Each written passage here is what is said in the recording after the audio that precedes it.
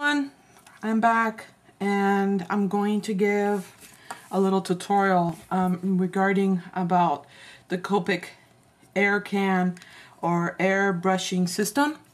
So I'm just going to give a little intro, but before I begin I want to explain to you that by no means I am a Copic instructor or anything like that. I'm just going to give you just an idea on how to work with these products. I've used them, so I could just tell you what I know so far with the product. If you have further questions regarding the product, you can go online at copic.com and they can instruct you more in detail about what the airbrush system, what can it do, what it cannot do. But I can give you pretty much an idea what you could do with it. So to begin with, Michael's just introduce into the market the cans that are out there.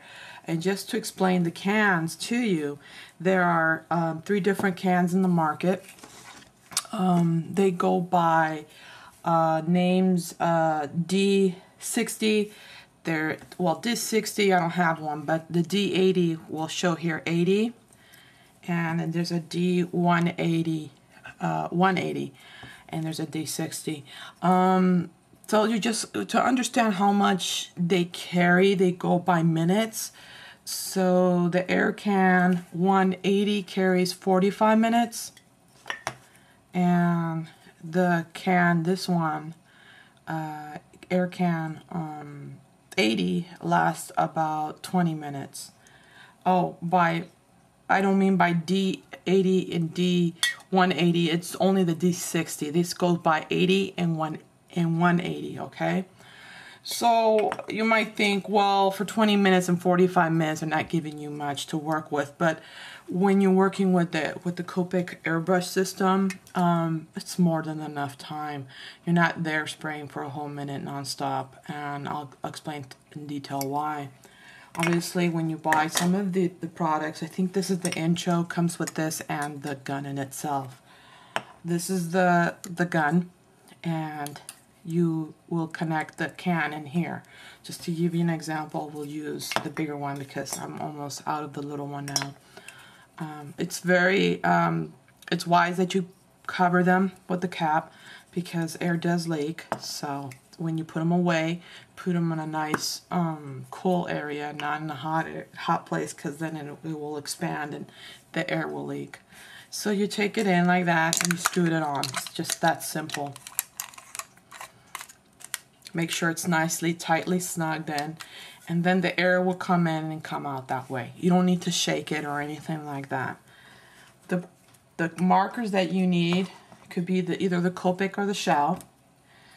This is the chow, which is more of a square version of the marker, and the sketch are these oblong type or round. So you take this, open it, and you put it and you insert it inside. Now you can use both sides, but I'll explain to you what effects you can get using the brush tip versus the chisel tip. The only problem with the chow is you cannot use it on the fine tip. It won't do anything. You can only use the chisel tip. So I would advise you use your sketch markers when using the airbrush system. So for now I'm just going to use the brush, the sketch one. And before we go into how using it, I'm going to explain to you one technique that I've been doing, if you've seen my art journal video, you will have seen several drawings I did where I have a picture of someone and I would airbrush around them. So here's an example. I just took one of the greeting farm stamps, and here I have her, and to protect her so I can spray on top of her and stamp, I use Frisket film or masking film. Frisket film or masking film is just a sheet. It comes in either sheets by, I think it's like 8 by 11, or I think it's 10 by 15. You'll find it at Michael's at the airbrush system right next to the acrylic paint and all that. And this is the that's the Frisket pages, and this is the Frisket film, or the masking tape, or whatever you want to call it. This is specially made just for airbrushing, and you can cut out the amount you want, and they have a grid on the back so you can measure out your drawing on here. You can draw on this also. What I did is I just took StazOn ink and I stamped on top of it. It doesn't have to be perfect because this is going to cover my artwork, and it's just, I'm going to peel it off and throw it away.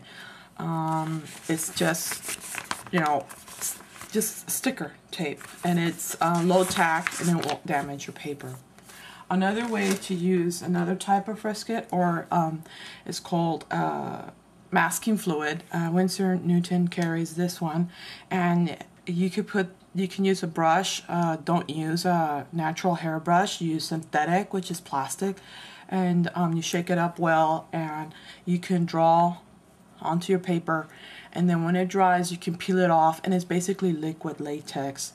You can paint on top of it and draw it, and when you peel it off, it leaves the color of your paper, in this case, which is white. And you will see little dots here that I put of this Frisket film, this Frisket liquid, and then when I peel it off, it's just going to leave the white dots. So those are two alternatives in how to mask off your artwork or the white space of your paper. So what I'm going to do now, I'm going to cut her out and then put her on top so I can begin the next process. So I'll be back.